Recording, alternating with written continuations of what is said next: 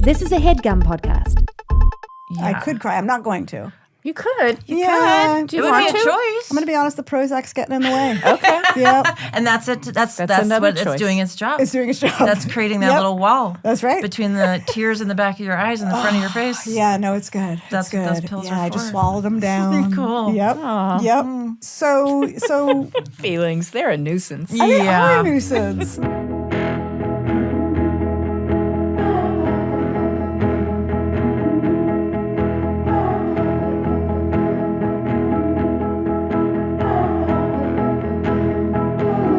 You wanted to tell a story. I did. Well, About speaking- something exciting. Speaking about beautiful friends, I have my beautiful friend Silver. It was recently her birthday, and her very sweet husband invited me to a dinner party at her house. Fancy. Which, yes, very lovely. He said it was going to be a very small, intimate affair, which I was happy to hear because the first time I went to a dinner party at Silver's house for her birthday was right after the pandemic. Sure. And she and I had met just before the pandemic. And we were like, we had this like intimacy, you know, this like instant Yeah. connection. I And love when that happens. I love when it happens too. Although and you I'm- always have to be a little. I know. Yeah. You always have to be. You gotta be a little careful. You're a little careful. Because here's the thing, when people are intimate at me, but I don't feel it in return, I get definitely weirded out. Sure. You know, No. it feels a little soon. A little much, little soon. But this was extremely like It was reciprocal. it was reciprocal intimacy. intimacy. And we just we're like exactly the same age. We like the same music. Very similar. Kind of like you and I met her not too long after I met you. So I was like, oh my gosh, like it was that recognition. Yeah, I remember feeling immediately threatened. Cool. Yeah. I was invited to her birthday dinner party at like right at the sort of tail end of the pandemic. Again, we hadn't really gotten to like hang out all that much. I had to be late to her dinner party because I had a baby, like a 3-month-old baby at this time. You mean like I had to be late because I went into labor, had a No, baby, no. but I still showed up. No, let's be clear. I'm not that good a friend. You were in possession. I was in possession of a very young infant you had human recently had. that I had recently had via my wife. Yeah. And so, you know, I was like, I'm so sorry, I'm gonna have to be late, you know, and it was no problem. I walk in the door. There are 18 people I do not know at this dinner party. I am extremely late. Somebody is standing up, giving a toast. The most beautiful, intense, loving, you know, tribute. mid-toast walk-in is tough. Mid-toast walk-in. And I've had that. I have done that. And then I'm like, okay, so someone's giving a toast and I'll sit down and we'll all start talking again. Yeah. Nope. Then the next person stands up and gives a beautiful, heartfelt, like really specific toast about their long-term friendship with Silver. Oh. I have not known her that long, do not know her that well, and I'm realizing that this fucking train is heading straight for me. Oh, wow. Oh, yeah, because one It's by every- one, oh, every they're single doing- person Yeah. is doing like a tribute to her. Like it was like her funeral. And you haven't even. It did. It I felt, do love that. It was feeling I will very, say I do love. I have a friend who does make that happen when we celebrate our friends' birthdays, and it's really nice. It was really nice. But you want to have a drink before. You want to have a drink before. You and want to have taken maybe- your fucking coat off. You also maybe want to know one other person. Yeah, but also One other person. And also you might want to know the person who you now have to go do a beautiful tribute to. Just you want to know them a scooch better. A snooch better. Now I know I love Silver at this point. I know I Yeah. want to be her friend, but like Yeah. I am in no way You might have done a little Google search further. Yeah. This is a stratosphere of friendship I just can't possibly be at. Yeah, yet. that's tough stuff. Then it gets to me. And I'm like, you know, I'm not afraid of public speaking. I'm not afraid I don't think so. of being seen. Yeah. But I was like really self-conscious because I also like don't want to say anything like weird. I don't really know any of these foreign people. territory to walk in and not know anybody. So I think I sort of I pulled something out of my tiny butthole, and so gorgeous. so thank you. I do get a lot of compliments. on it. Yeah, perfect. And I said something like, I'm sure you I don't know crushed. Silver that well, but it's so clear that, you know, my newest friend is so worthy of, you know, friendship because of look at how many. And by the way, people are crying as they're making these speeches. They are so moved by what a great gal that she is. That it's like this. God It bless. really was like her 49 eulogies. I It do was- love that. I do love it that. It was a really beautiful but very thing. tough for you. But I know you Little crushed. tough. I know you crushed. I think I did okay. So, I mean, we're still friends. You're still friends. So cut to Invited back. Okay, I'm invited back. And this time her husband's like, it's a really small dinner. You know, it's just going to be like 8 people. And I'm like, okay, cool. Like, I can handle that. But you're so much better positioned now. Way better position. I mean, she and I Years are later. very good friends. At Yes, this you point. know everything. You can do the eulogy. I can do the eulogy. You can do the I could eulogy. literally give the eulogy. at Yeah, this you're point. ready. Yeah, I know a lot. So I'm there and it's great. And now I don't really know anybody again, you know, because and this is a real thing. You know, some people have a group of friends. Yeah. And everybody knows each other. Right. And some people have more of like a collection of friends. And so, you know, Silver works a lot. And so she sort of collects, you know, wonderful people from the different sets that she works on as a director. Very celebrated director. Very celebrated Working director. with great Excellent, people all the talented, time. all the things. Producing director of No Good Deed. The greatest. Greatest. So, you know, I happen to know one person at this dinner, and it is a woman who worked on No Good Deed. So I was like her boss. Yeah. You know, so it's like, it's a little, you know, sometimes it's a little hard to, you know, transition from boss to like just dinner party mate. Yeah. How do you feel? And I think of you again as a very socially adept person. That's kind. A lot of pressure. Well, because I just was going through this the other day. Like, how do you feel when you know you're going to walk into a room of people that you mostly don't know? Is it like, what's your anxiety level? And I'm going to hold you to give me 1 to 10. 10's the most anxietied. I would say like 6. Okay. You know, like I know I can handle it, but like would I prefer if Yeah, I we don't love it. Yeah. It's like, tough. would I prefer if you were there? Yeah, I would. Yeah. I also like would have preferred to just have the entire itinerary of who would be at the, you know, like I want to know everything. It's still hard. It's still hard. Isn't it weird that it's still It fucking is. hard? I know, I'm 47 years old and I was like a little bit like, you still feel like you're going to like your friend's, you know, 3rd grade birthday party. It will never stop feeling like high school to me, ever. It's so true. And There was something I was invited to the other night where I wanted to go meet a bunch of people again from sort of like I'm on a lot of WhatsApp groups. a lot of Facebook I know groups. I'm so old. Just a couple of grandmas hanging out. But anyway, I know like 1 or 2 IRLs. Mm-hmm. I was like, I'll be there. And then a couple hours before, I was like, anxiety is a 10. Anxiety is 10. Like you were just like, I don't think I can handle this like social. Don't. And then I was like, God, when does this fucking end? Anyway, go on. I'm sorry. It doesn't. And we're both extroverted people. I think I can handle myself. You handle yourself great. Ish. Yes, you present very well. Anyway, go on. I'm sorry. I interrupted your story. No, but so I was just sort of like, you know, I was like, okay, this is a perfectly lovely time. I felt really special because Silver sat next to me. I know. Oh, the birthday adjacent seat. Yeah, like I took a seat. Liz, how did all these other friends feel? They're like, this fucking stranger fucking walked in and now she gets the birthday girl seat? I think now they know who's boss. I truly like I took the seat sort of like furthest away from where I honestly thought she was going to sit. And then she was like, Liz.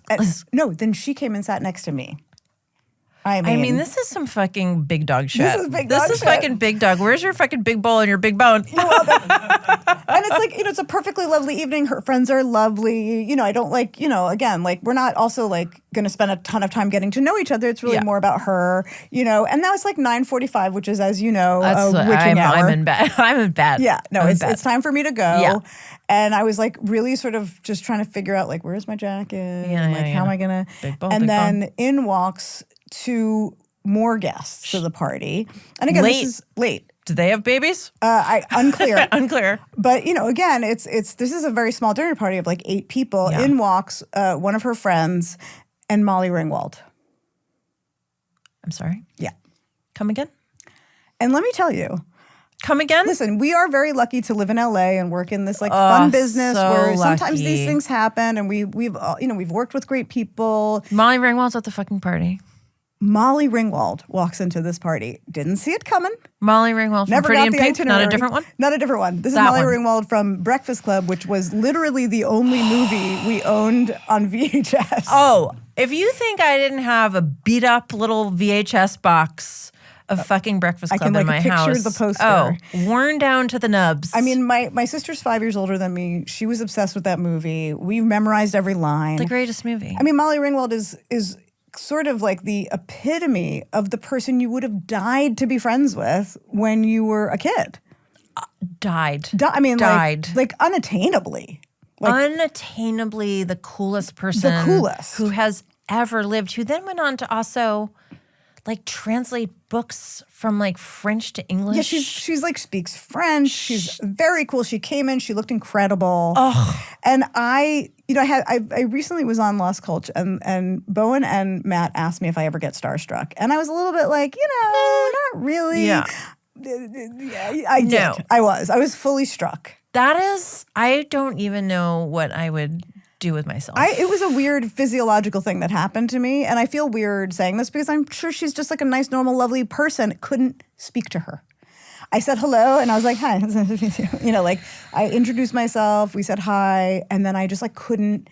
How could you? How could I? She's Molly Ringwald. Literally. I love her so much. I started following on Instagram, the costume designer from Pretty in Pink. Didn't know that was the thing, and That's I'm going to go thing, do that. and I can't believe I can't remember the name right now. But anyway, there's always been the controversy about the remake of the dress at the end of that movie, and some people are like, ugh.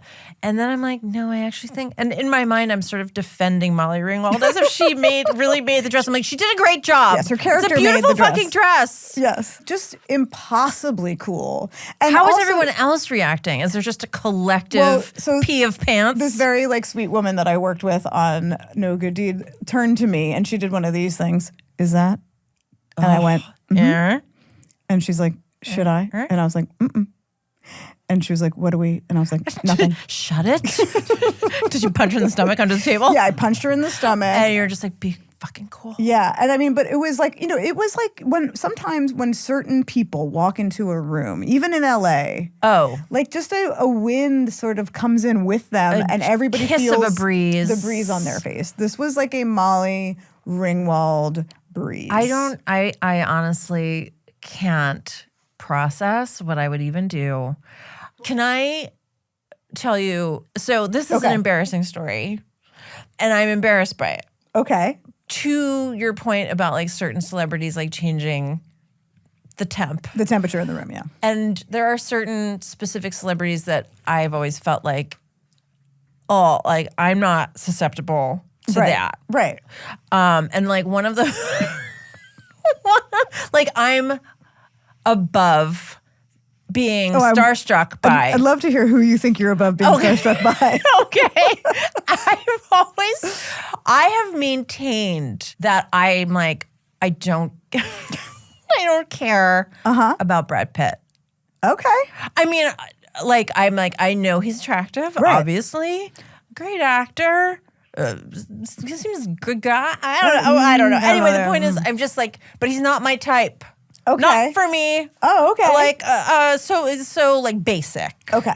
Okay. So then years ago, I go to, I believe it was Nick Kroll's 40th birthday, maybe. Okay. It was like a big blowout. I do think it was his 40th birthday. And it's at some kind of club or something. It's very fun. There's a lot of people there. And there's like other celebrities there, whatever. At some point, Brad Pitt Oh shit. does walk into the party. And again, it's a lot of like cool people. Nick much Kroll. cooler. I am the least cool person at the party.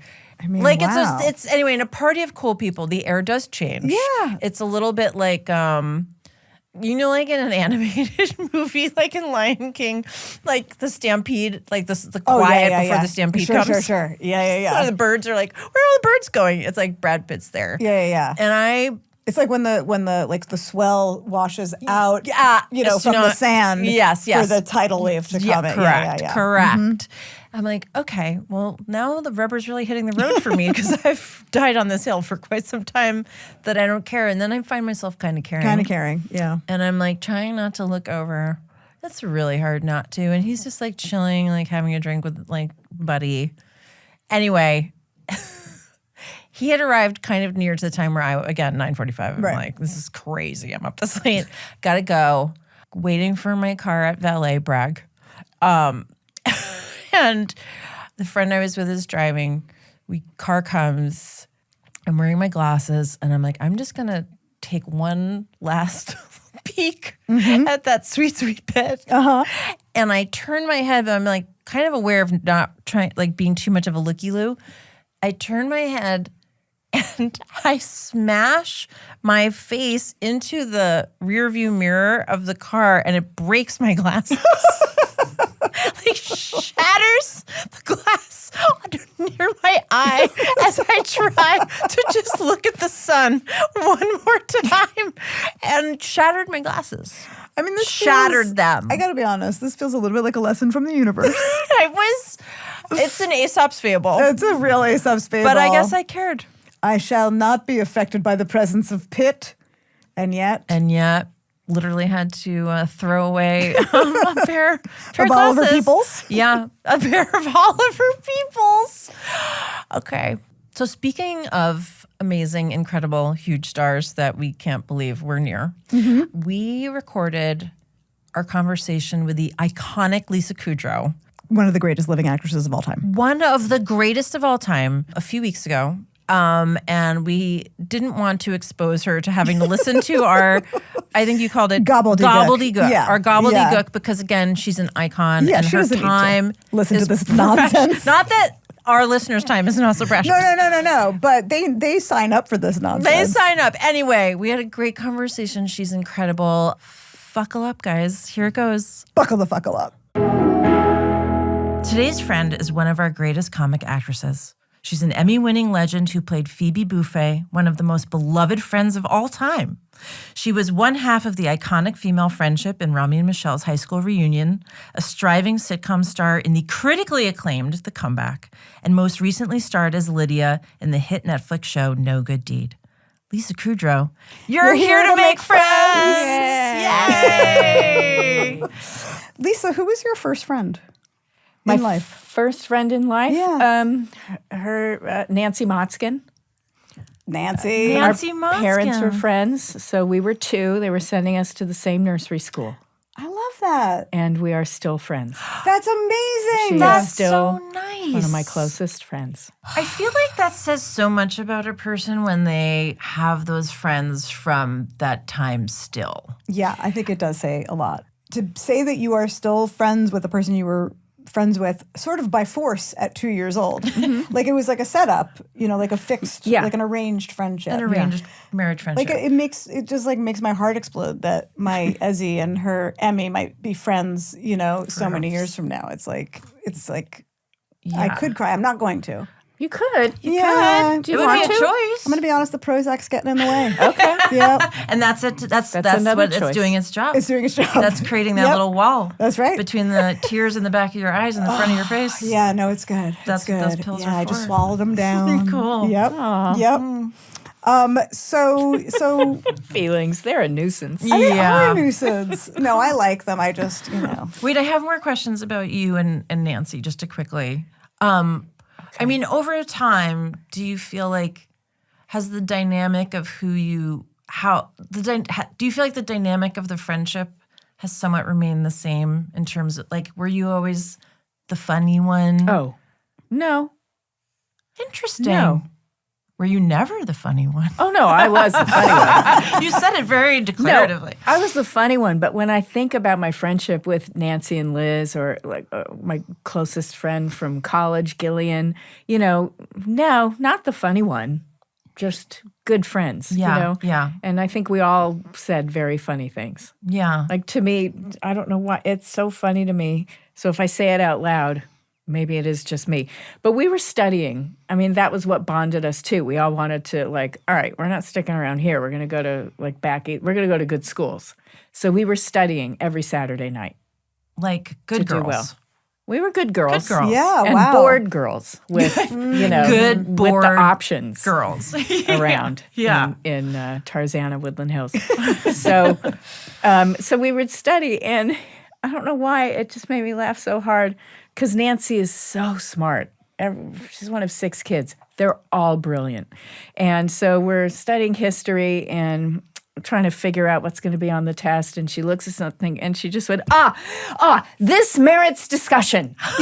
And thank God. And it just made me laugh so hard. It was so articulate. Yeah. And this merits discussion. and with so much enthusiasm for a 16-year-old, That's I incredible. loved it. I love Yeah. that Made me laugh. your like clique was the smart girl clique.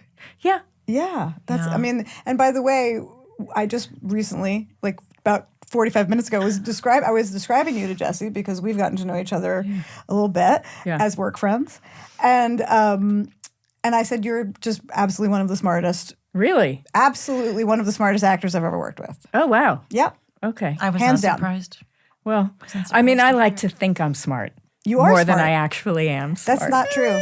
So No, I there's think- so much I don't know. I dated foreign guys for so long because they wouldn't notice when I used the wrong word. But truly, like you are It's true. you are a deep thinker and feeler. Yeah. And Not fun at a dinner party. Yeah. Back to the You know what I the mean? pills. If I took pills, I'd be so much more fun. Have you never taken a pill? Let's see what happens. Is it too? We were talking before about how Liz and I were work friends who became real friends. Yeah. And, that can obviously always be a bit of a treacherous, emotionally vulnerable process when you're working with someone every day and you realize you really like them. Yeah. And you're like, I kind of want, like, how do you get to that point of, like, you want to get out of here a little bit, And it feels like the first step is that you have to determine, does this person have friend availability in their life? Is there a friend vacancy that might be open for me to step in? Wow, And I've never thought of that. well, we're going to make you think about it now because Okay. the question is, do you have, like, currently in your life, do you have availability for new or more friends? Yes, but it depends on what that person's criteria of like is. what a friend is. Well, yeah, let's say like I'm what are they asking- expecting of me? Well, I am asking for a friend. There's and that, big limit. and that to friend is Liz. Listen, I'm just saying What? that we were talking about work friends becoming friends. Yeah. And, now I guess it's sort of my turn to ask you in a vulnerable way. I mean, I feel like we became work friends. Yeah. Right? Yeah. Okay. Yeah, Okay. I mean, if I wasn't working, I didn't want to leave the set. And at first I would like come over if I was the only actor working, And then I'd go over and just sit with Silver and Liz and like, I'm not bugging you. I can be here, right? It's And we okay. were thrilled. Okay. to Yeah, I have feel her like there. you And probably just- weren't bugged. Yeah, just wanted to be there and chit-chat if there was time to chit-chat. There's always time I didn't to want chit-chat. to Slot of intrude or y'all. impose because other people have more important things to do is how I feel But at how- all times. How I felt was like, I was so familiar with you and your incredible work and obviously a fan, but I just wanted to be a person to you and, be a coworker, somebody that, we collaborate together. But I did sort of realize at a certain point, I could be friends with this person. I could actually be friends with this person. And, no pressure. No, but I mean, but we already talked about this. Did we? We texted. I get confused on whether it was spoken or written. No, but we texted like, oh, I feel like I have a friend and something like that. And we did. I think I'm needy and I needed to hear you say it out loud. Yeah, now it's interesting because now okay. I'm seeing, like, Liz, the fact that you still were unsure and now Lisa's confirming that it kind of had already been confirmed and you're feeling still unsure. I am, yeah. But I called you. You did. Like, to me, that's the biggest step. Another strike. You to did call actually me. To like chat. call. make the phone ring You Yes. did. You did. Yes. twice. You did. Wow, you counted. Well, because to me, that's like, is this okay? It is okay. Sounds like then- Lisa's really been reaching out, Liz, in a way that you really didn't tell me about. Well, you know how it is. Like you meet somebody, you're like, obviously we're going to work together. We have to like each other. We have to make this work. But then you're like, oh yeah, there's like a connection there. And, then you're done working together. And then you're like, well, that's a bummer. You don't get Yeah. to see the person all the time. I know. And I don't have a lot of needs as a friend. I really don't. Yeah, I don't either. I'm a pretty low maintenance I gal. think I am too. Really? Yeah. Yeah. Because I know everybody is busy. If you have kids, you're too busy, Yeah. Yeah. Yeah. Because I've been there. And so, yeah, there just can't be a lot of requirements. And also, to me, that's the best kind of friend. Yeah. Anyway, who just sort of accepts what your life is and what you have to offer when. Agree. 100%. Well, it's nice when there's enough trust to kind of have that mutual forgiveness of like, I can be a little bit flaky, but I'll come back. Yeah. And I'll come back. Like a squirrel? Like a little squirrel? Like a little squirrel, cheeks filled with nuts. Sometimes I call Jessi a squirrel. It's funny because I have been called squirrel-like by more than one person. You have? Yeah. How come? Like I'm sort of, I don't know that I look like a squirrel, No. but No, it's not a physical thing. no, it's more spiritual. It's a spiritual thing. Spiritual, emotional, nervousness, anxiety. Like it's like What? like a squirrel is like somebody who shows up. You're so happy to see them. Yeah. They're like fun and nice. adorable and like Look at that such a tail good twitch. time. Look at that tail. It's twitching. And then they come and they collect their little nuts and then they scamper off and then you're like, where did that squirrel just go? What's the and nuts when's that they're squirrel going to come back? What's The nuts behind are- the collecting nuts? In the part of metaphor? Jessi's- In the metaphor, what Yeah. are the nuts? Like Liz? fun convos Fun and convo. like good times Okay, and like sure. good laughs and Yeah. stuff. Emotional nourishment. But then like you might not get a text back in a timely manner. Yeah, that's me. me? Not all the time. I'm actually thinking of another friend. But actually, as you say that, I know I sometimes don't little bit, text a little back bit, in but that's time. okay. But neither does Lisa, apparently. I think I've responded because I did in my head. Or I've actually written a response and thought I hit. right. Oh, we've all done that. You're not. Are you one of those crazy people who has read receipts on your texts?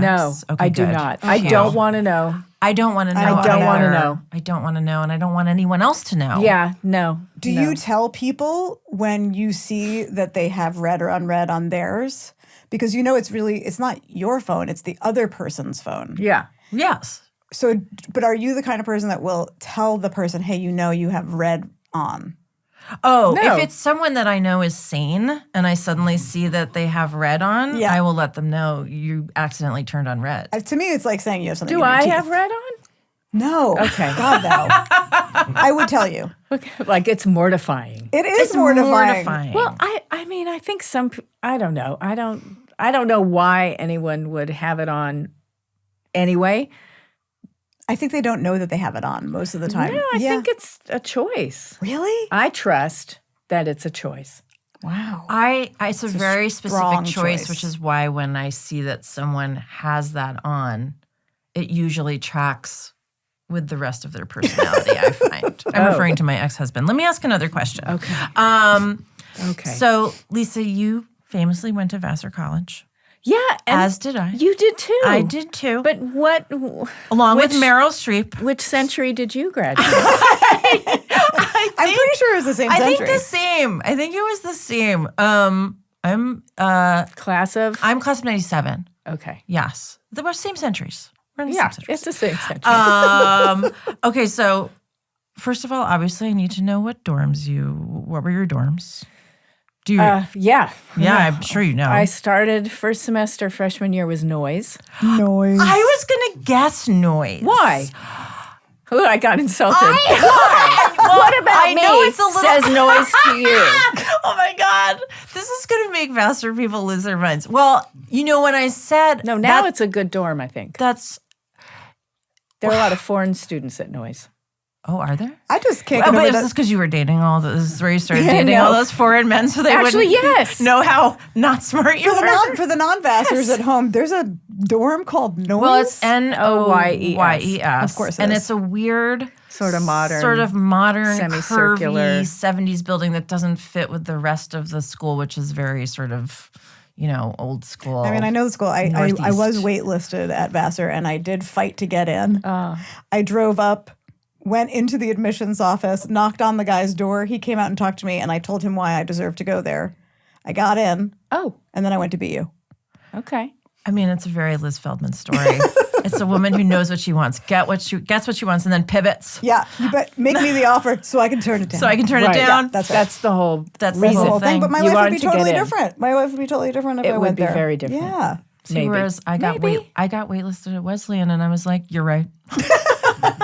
You're right." Well, I wanted to go to Tufts. You did? Tufts. the weirdest of schools. Vassar is better than Tufts, no offense. What is Tuftsians. Tufts? Well, this is, It's I a applied Boston school. 1980, No, I know what 81, Tufts right? is. So, and I thought, well, I'm pre-med, Tufts, yeah. Oh, okay, pre-med. Yeah, and makes more then sense. I didn't get in. I mean, not even close. That's insane. Vassar was way easier to get into when I applied. way easier. I can't believe you didn't get into Tufts. Now, again, I not got to- waitlisted at Brandeis. What? I got Lisa! into BU. Yeah, well, that's First easy. of And all- that I was considering that. I'm Yeah. surprised you applied to then Brandeis. we would be having this conversation. Right. Yeah.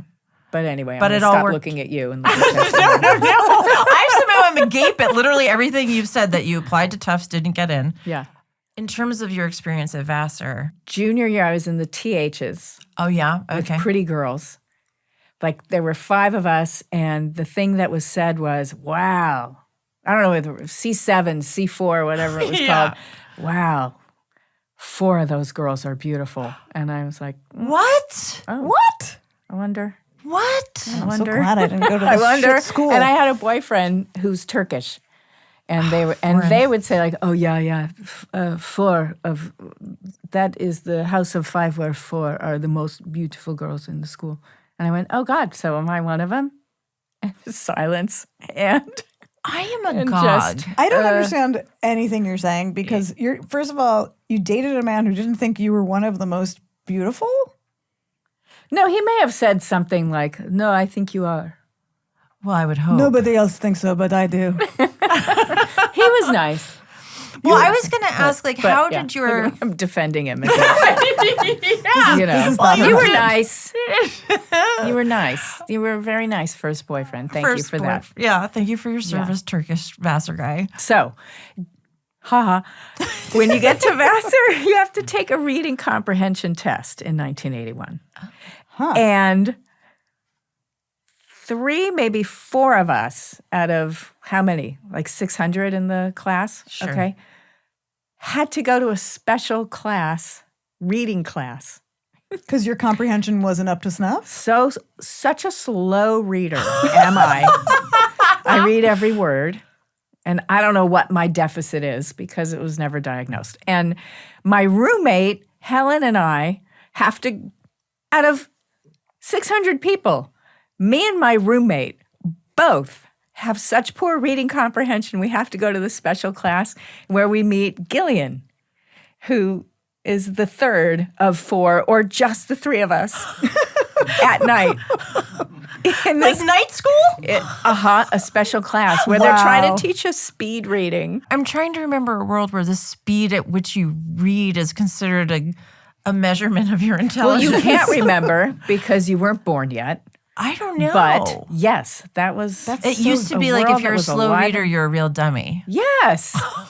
What do you mean? I mean, I don't even know another way to think about it. I have to remember that that's not true. It's so not true. It's it doesn't really make any so sense. not true. Right now, Right. but then. Yeah. So, and she's trying to teach us speed reading, and I'm thinking, I don't think this is going to. Well, that also feels a little like a Vassar holdover too, when Vassar was kind of like a finishing, almost like a progressively minded finishing school to make like wives for. I don't think it ever Like- was really. Well, it was like. Do you know? How well do you know Vassar history? Oh, wow. Oh, okay. Well, Lisa, well, now we shit's did. about to get real. Do we want to? Can I ask you a question? What Well, year? yeah. May I ask you? Yeah. I mean, just because you brought it up. Yeah. What year did Vassar go co-ed? 1969. I told you she would know. I told you she would know. The first graduating class of men was 1972, though. 2 or I told you 3. she would know. And there were like 12 of them. There were so few of them that it was actually hard for them. And they actually had a hard time rejecting women constantly. It was actually a struggle. I've talked to a few of them. to feel Really? bad. Yeah, because I kind of want to make a documentary on Oh, that about is Vassar. interesting. But it was such a struggle that more than a few of them had girlfriends that weren't at Vassar, just so they could be unavailable. Okay, this I did It was not know. traumatic for them. Do you have a best friend? Like, who's your best friend? Is there somebody who is like has that title Number reserved one. for you? Number 1? No. Do you have like a top 5? You don't need to name them, but Yeah, if you like more I of like a do. top 5, Well, yeah. And then it also depends on what's going on. like You'll a friend be very for different close occasions. with someone, right? Yeah, And yeah, during yes. certain periods, Yeah. you know. But I've got a few women that I feel really close with that I could share just about anything with. To me, that's what that means. Yes, that Yeah. is what it means. Can I ask, are those friends that you had before you were on Friends? Well, yeah, Nancy, Liz, Brown. Yeah. No, and then Mommy. Friends that I met through, Yeah. Oh, I thought you were Mommy literally groups. saying that you had a friend named Mommy, and I was like, must meet. Oh, I thought it was like referring to your mother as your best, like, and then mommy. sorry, Sort of like a wow. Mike Pence But then you mother.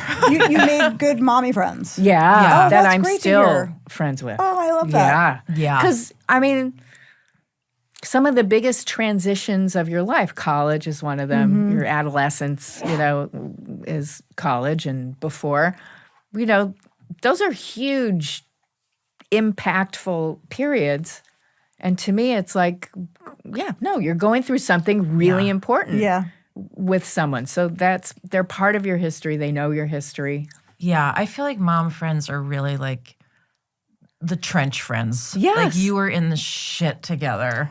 That's And- really exciting to hear because I'm just sort of cracking the surface of mom friends right now because my kid is just making friends for Yeah. the first time. Yeah. Which means I'm making friends or maybe making friends with, the parents of those kids. Yeah, go for it. And it's a little stressful. It's like a little like pressurized. no. Yeah. Just because our kids Say get no. along. No, I deny that for you.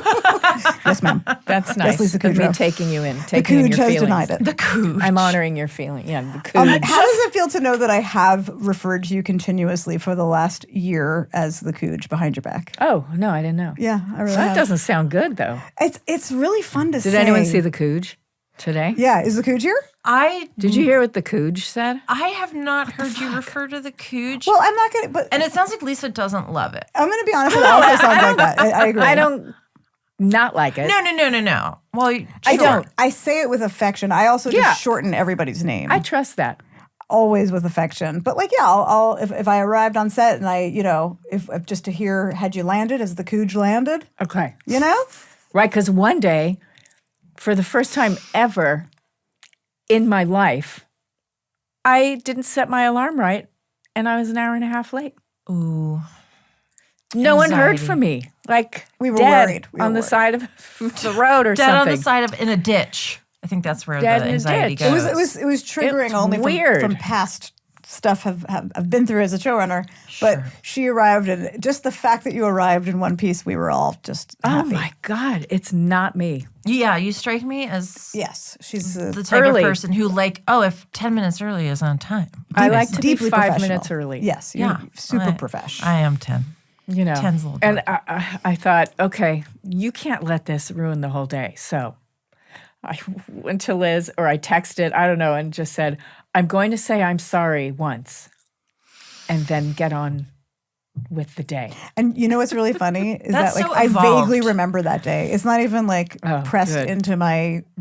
I mean, it's mortifying to me, I but hate it. what are you going to do? What are you gonna do? Are you able to get to that place when you're in the car and you know you're going to be late and you're quite late where you just do take that breath and you're like, it's out of my control Oh, now. because it was beyond. It was beyond. It was beyond. Yeah. So I just went, oh, absolutely nothing I can do. And worst thing you can do is let this affect The stuff. the rest of the day. Yeah. I mean, the things you have to do, that'll be important. I'm just gonna take this moment to say how absolutely brilliant you were in No Good Deeds So brilliant. because we're here. Thanks. So why not? So we thought it would be nice to end the show with a segment that kind of we want to maybe call great moments in friendship. Great moments in friendship. And I will just give a little example of the type of thing that we were talking about, which is one of my dear friends is my friend Zabeda, who I've been friends with since I was 11, and we met in junior high school. And when I was pregnant with my son in New York, I was having one of those pregnancies where I was like very depressed and hormonal and spinning out. And one day I was extra spinning out, and I texted Zabeda and I was like, I'm having a really hard time. I'm spinning out. And she lived at the upper end of Manhattan in Washington Heights. And she was like, I got you. She got on the subway. She didn't just come to get me. She got on the subway 45 minutes, stopped off at my favorite ravioli store, picked up ravioli, got back on the subway, came all the way to Brooklyn, came up to my house, and then made me ravioli for dinner. And I will never forget it because it just, I can't cry because Wow. of Celexa, but Right. I was like, wow, this is so meaningful to me. And it's like your friends save your life in these little and big ways throughout your life. So Yep. Lisa, do you have Wow. like a ravioli moment with a friend that you can think of where you were like, this is why our friendships are our most precious gems? Yeah, I try not to elicit that from anybody. No, I mean, it wasn't a great choice. But I've also been told that I've got walls. So I'm not saying it as a No, I understand. virtuous thing. No, I'm no. saying it as a intimacy blocker. Sure. You know, but you don't want to have to need people Yeah. in that way. Yeah. Totally. yeah, I don't know what that is. Oh dear God, 'Cause I'm not on anything. Well, there it is. I mean, I You're could doing cry, great. but You I'd can rather cry. not. No, I'm not even close. But But a ravioli moment doesn't have to be a moment of great need. I do have friends. My sister would drop everything and come. My brother, would also, yeah. I mean, to me, the ravioli moment was after I had my son, and I guess I had a bit of postpartum Like- dysphoria. Like many of us do. And it was Mother's Day. He was born right near Mother's Day, so it was only 3 days out. And I had a baby nurse. And Julian was in another room sleeping, and we're sitting around the table having Mother's Day dinner, and I was just quiet and trying not to cry. And my brother spotted me, and he said, "Are you okay?" And I just went, and he said, "Do you want to go see the baby?" Oh, now I can start crying. I went, And he said, "Let's go." And my whole family got up and walked into little Julian's room so I could look at him and feel better That's that so I wasn't sweet. with him. You know those weird sweet. things Yes, when it's like, of why aren't I with course. him? What kind of mother am I? I'm not with him. He's with a person who's not his mother right now. Why did I do that? Yeah. Yeah. I love that your ravioli moment is with your brother. Yeah. That's Yeah. really sweet. It was really sweet. Just spotted me across the table. And picked up. Like, you're not okay. Yeah. Yeah. That's Yeah. so empathic and sweet. That is really sweet. My parents, I worked 10 weeks after I gave birth to Julian. Dear Lord. And then a few weeks after that, had to go to Florida to work with the baby and another baby nurse. My parents came to Florida so that To they support could you. be with That's really nice. Julian if I was working and not available. I wish I could relate to ever having had a moment of guilt about leaving my son with a stranger. But I do relate and understand. By the way, your sweatshirt, Yeah. Nora, because I had worked with Nora, Yes. and Julian was very little. He was like 3 months old. And we had dinner one night, and I was always just, what am I doing? I mean, these other people are raising him, and I never know. And she just said, you know what? Thank God for these women. Yes. Thank God for these women who help us with the children so that we can do the work that we love. It was just like, all you need to do is be grateful. That's right. That's it. Nora. I love that it all came back to It Nora. all came back to Nora. She's definitely a North Star for both of us. Yeah. Yeah. No, I agree with Nora, but I also love that your brother saw what you needed. That's so great. Yeah. I don't want to say goodbye, I don't want to say goodbye, but it's probably time. but it's probably It's time. been 3 hours. It's been about, really, for me, it felt like 5 minutes. Especially It's for me too, but I talk. No, I it's don't been know exactly- nearly enough about It's been, it Jessi. feels like, You don't know enough I about didn't Jessi. ask her one okay, thing. you know what? Then Oh. I have something to ask you. Oh. After the pod, can we take it outside? You want to have dinner with us sometime? Yeah. Okay, great. I did it. I asked. I mean, I don't know if it was sincere or not, but I'll take it. You're kind of committed now. It's, Well, I mean, I know that we have a lunch on the books, but Yeah. but maybe we could maybe I'll squirrel maybe in. she could squirrel on in. Why not? Roll in. Okay, great. Or, I'll leave a little time for you to have time alone, and Or I'll come and I'll lunch pop and then a dinner. Same day, baby. out. Oh my God. All Lisa, all the time. It's The 2 meals in one day, friend. And now it's in Ojai. Wait a minute. so sorry, honey, I'm going away for the weekend with the Cooge. With the Cooge. And JK. This has been so great. Yeah, it has Thank you, really Lisa. been wonderful. Thank you for asking me to be on your podcast. Thanks for letting me put you on the spot and for being a little. You weren't so Wally. So you're. I know. I almost cried over We got there. We got whatever there. that was. Before we go, just want to mention that you can see Lisa as Lydia on No Good Deed, which is currently streaming on Netflix. It's so incredible. It's so good. And Lisa is so amazing in it. You must Incredible. watch. And it was created by our very own Liz Feldman. Right there. It She's was sitting right there. Right there. She's right there. my She's God. literally there. She's center square. By the way, all I had to know was this show is by Liz Feldman, who did, and I went, dead to me. I know who she is. Yes, I want to do it. And that's when I was like, I can retire and then die. Well, don't die. No, I don't You want to can die. I don't want to retire. die. But Don't retire or die. You've told that, Yeah, you've told but that story there before. are other Keep living. options. Keep thriving. Okay. Wow. It's It's all or nothing with Liz. It really is. I know, You guys. know, take my toys and leaving. That's right. Because you praised me. Usually that's How not how it works. dare you? See what I have to put up with the Cooge? Well, I love you both. I love you both. Thank you. And thanks for saying nice things about the show. I appreciate it. You really are incredible in it. Thanks. And you're incredible. Lisa Kudrow, you're the best. Thanks for being our new friend. Thank you. Thank you, Lisa. Thanks for listening. Follow us on social media at Here to Make Friends Pod and let us know who you think we should make friends with next. Email us at htmfpod@gmail.com and go out today and make a friend. Go make a friend.